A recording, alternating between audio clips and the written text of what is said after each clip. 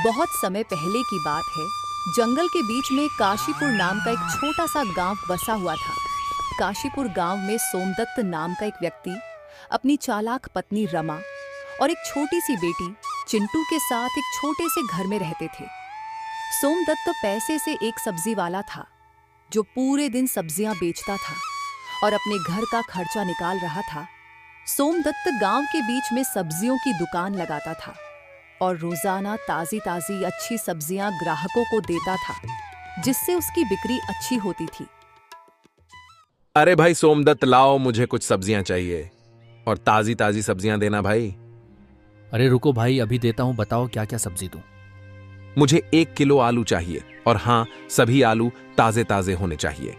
कैसी बात करते हो भाई, कभी खराब बासी सब्जी दी है? मैंने किसी को खराब सब्जी नहीं दी है। पूरे गांव में मेरे जैसी सब्जी कहीं नहीं मिलती है। हाँ सोमदत्त, ये बात तो है। पूरे गांव में तुम ही एक ऐसे सब्जी वाले हो जो अच्छी और ताजा सब्जी लाते हो, तभी तो इतनी दूर दूर से लोग तुम्हारे पास आते हैं सब्जी लेने। वरना गांव में सब्जी बेचने वालों की कमी नहीं है, बहुत सारे सब्जी वाले हैं, लेकिन भीड़ हमेशा तुम्हारे पास ही रहती है। सोमदत्त की सब्जी अच्छी होने के कारण सभी लोग उसकी तारीफ करते हैं और सब्जियां खरीदते हैं। और पूरे दिन कड़ी मेहनत से काम करने के बाद सोमदत्त शाम को अपने घर जाता है और अपनी पत्नी को अपनी कमाई देता है। भाग्यवान, ये लो 600 रुपए।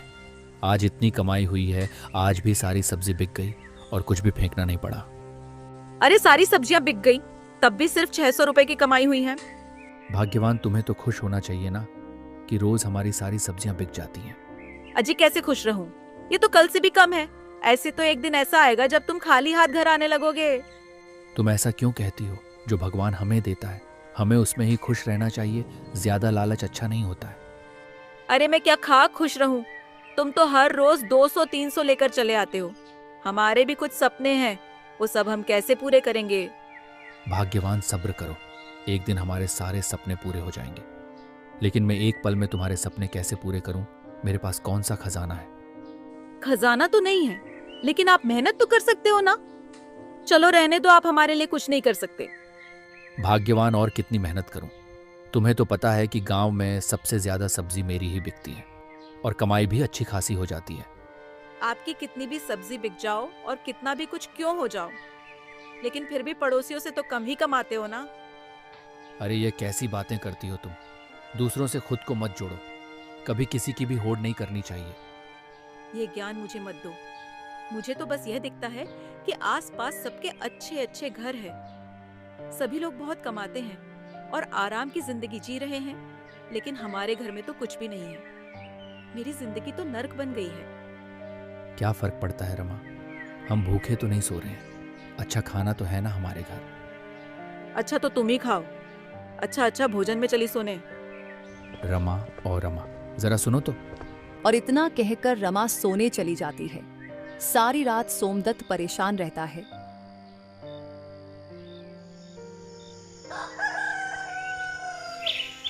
और अगली सुबह होते ही सोमदत्त फिर से दुकान लगाने चला जाता है, लेकिन इस बार वह मंडी में जाकर ज्यादा सब्जी खरीद कर लेकर आता है। हमेशा की तरह एक बोरी की जगह वह सब्जी की 2 बोरी लेता है और दुकान पर सब्जी बेचने लगता है। लेकिन आज पहली बार उसकी सब्जी कम बिकती है। अरे ये क्या हुआ? आज कुछ ज्यादा ही सब्जी ले आया हूँ। आज बहुत सारी सब्जी बच गई है। अब आज ये बची हुई सारी सब्जी फेंकनी पड़ेगी।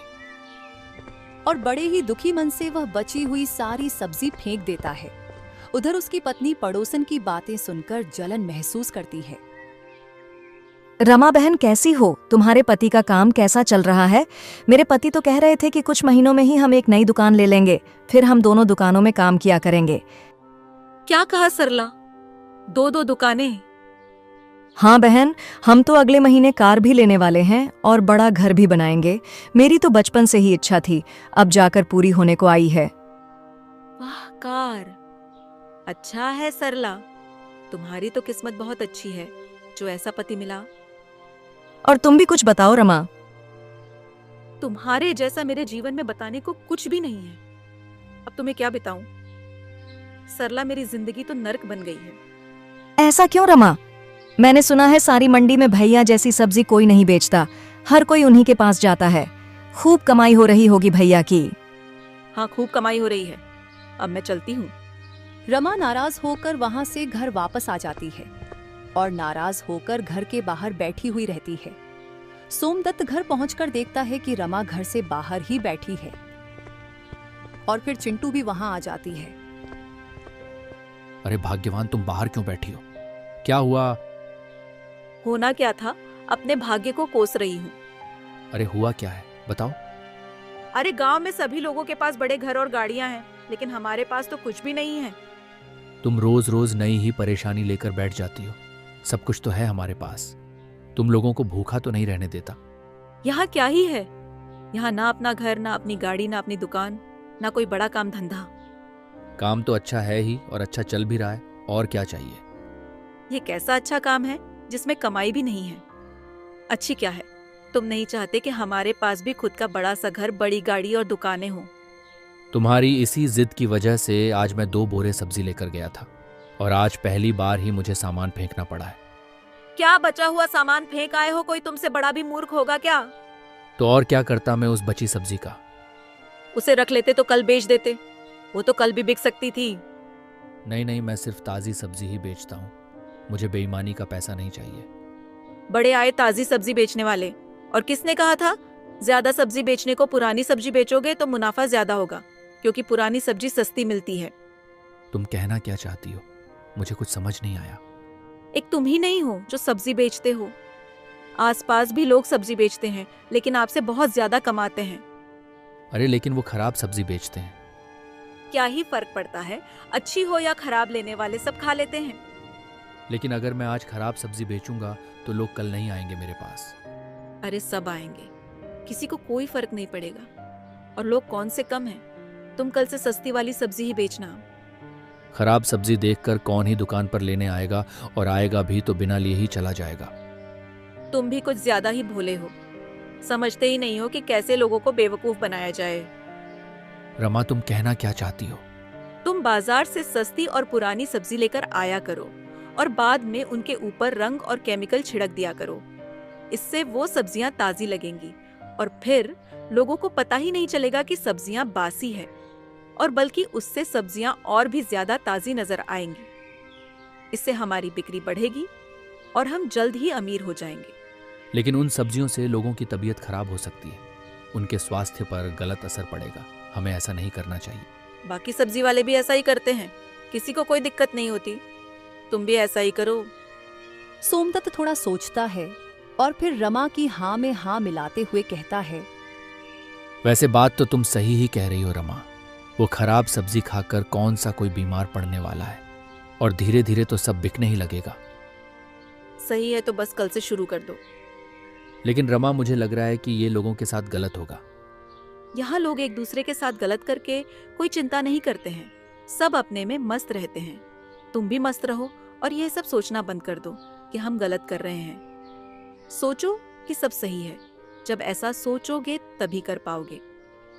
हाँ, लेकिन रमा, हमारी वजह से किसी के साथ गलत ना हो जाए, वरना मुझे बहुत बुरा लगेगा।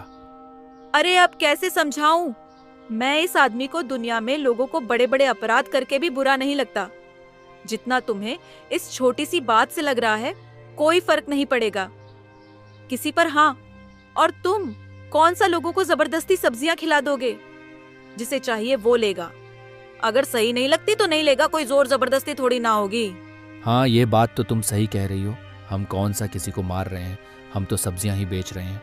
अब मैं कल से ही ये सब करना शुरू कर देता हूँ। सोमदत्त अगले दिन सस्ती सब्जी लेकर दुकान में आता है और लता की बातों में आकर सब्जियों पर केमिकल और रंग छिड़क देता है। थोड़ी देर में ही ग्राहक उसके पास सब्जी लेने आता है।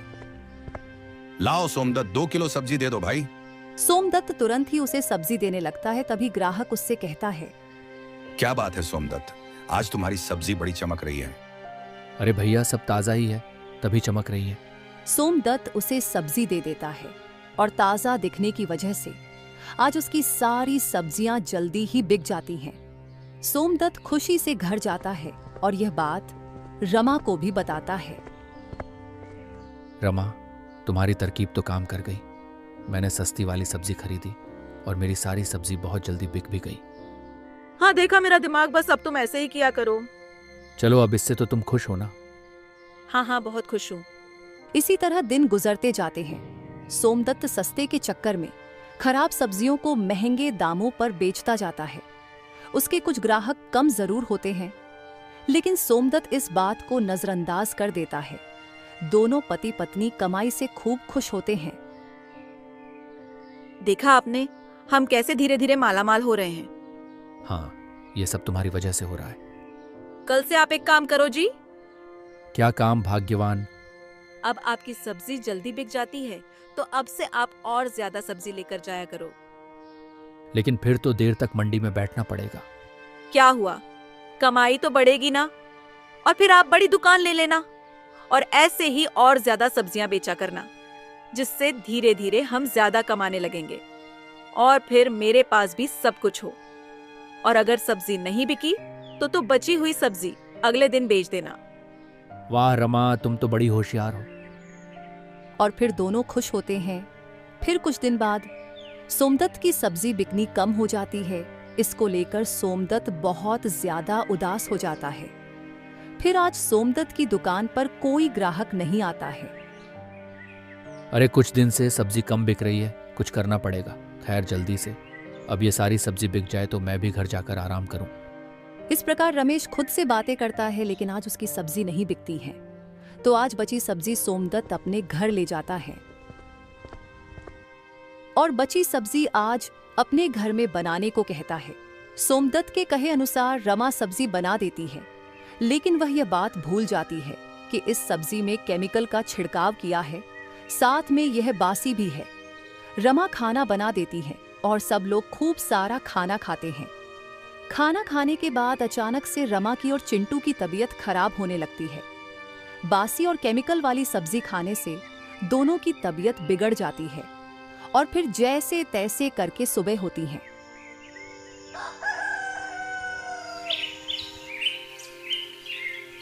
अगले दिन सुबह होते ही सोमदत्त जल्दी जल्दी वेद रामू काका के पास जाता है और उनको अपने घर ले आता है।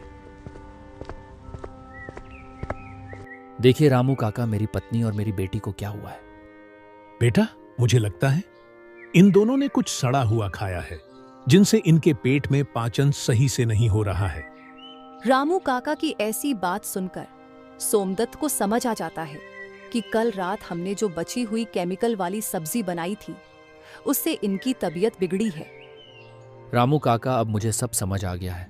इन दोनों की तबीयत खराब होने का कारण मैं खुद हूं। इन दोनों का तो क्या, पूरे गांव में हमारे कारण ही लोगों की तबीयत बिगड़ रही है। इतने दिन मैं इस बात को अनदेखा कर रहा था, लेकिन अब जब मेरे ऊपर बीत रही है तो मुझे पता चला है कि मैं लोगों के साथ कितना बुरा कर रहा था। रामू काका, मैं जो सब्जी बेचता हूँ उस सब्जी के कारण इन दोनों की तबीयत बिगड़ी है, क्योंकि जो सब्जी मैं बेचता हूँ वह केमिकल वाली और सड़ी हुई होती है, लेकिन मैं उन पर तरह तरह का छिड़काव करके ताज़ा और चमकीली बना देता था। लेकिन मुझे नहीं पता था कि मेरी सब्जी के कारण लोगों की जिंदगी खराब हो रही है।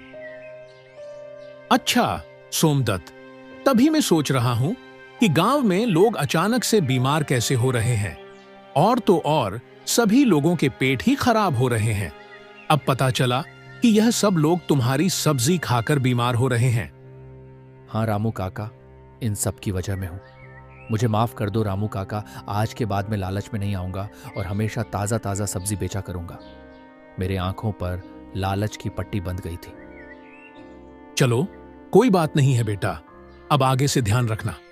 जो हो गया सो हो गया। पर चलो, आखिर तुम्हें समझ तो आया कि बुरा सोचने वालों के साथ हमेशा बुरा ही होता है। आगे से ऐसा मत करना बेटा। हमारा गांव एक परिवार की तरह है और अपने ही परिवार को कौन बर्बाद करेगा।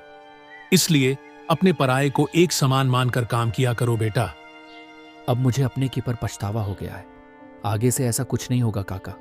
आज के बाद मैं ईमानदारी से काम करूंगा। सोमदत्त अपने किए पर बहुत शर्मिंदा होता है और ईमानदारी का धंधा करने लगता है। फिर कुछ दिन बाद रमा और चिंटू की तबीयत भी सही हो जाती है और रमा को भी अक्ल आ जाती है। इस कहानी से हमें सीख मिलती है कि हमें कभी भी लालच नहीं करना चाहिए। भगवान जो हमें देता है, हमें उसी में खुश रहना चाहिए